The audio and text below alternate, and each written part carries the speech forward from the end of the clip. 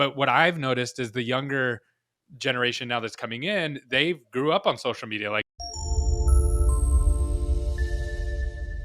do you feel like the younger dentists that are coming in are looking at things differently, or is it kind of the same but just from a different angle? Like, what are you seeing across the board as you're working with maybe younger dentals or the millennial younger guys and ladies that are coming into the industry?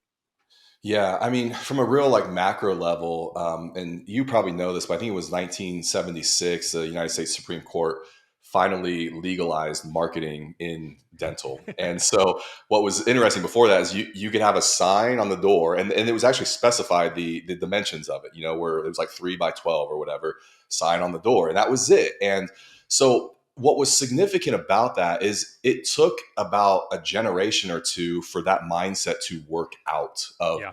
dentistry. So even in like the 80s and 90s, you'd have guys, because I got into dentistry 2002, but hearing the stories and then working with some of those clients where they're like, man, I mean, I used to like trash talk guys at like study clubs, and somebody walk in and be like, who's that guy? Man, he advertises in the yellow pages, full page Yep. ad, and, Yep. and it insinuated that he wasn't a good clinician because he had to advertise. And Yep. so it took like, even when I got into it at 2002, marketing was kind of like, some people were like messing around with it, but there was still that stigma. Now, I mean, everybody coming out of school, it's like, why wouldn't I've got 50, $60,000 set aside for year one marketing because this is my business. Like, why wouldn't I make that investment? And so I think on a macro kind of a lens, that's what we're seeing is probably in the last 15 years, the first generation coming out that has no stigma, no hangups, has the money, has the value there to actually do it. So I think we're seeing some cool stuff, man. I mean, we're one of the top startup agencies in the country, and like they're fun, man. I mean, what they're building, their vision, like they're taking risks on building things that are different, taking the environment into consideration as part of the experience, like being more consumer centric versus just clinically centric.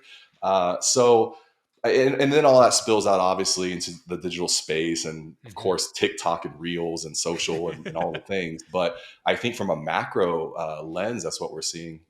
Yeah, I agreed. And I think one of the big differences that I've noticed is, so you had dentists in general are not big social media people. If you've noticed that, like, just people who are currently owners and been owners for maybe the last 5 to 10 years, they don't personally post on social media. They don't engage right as much.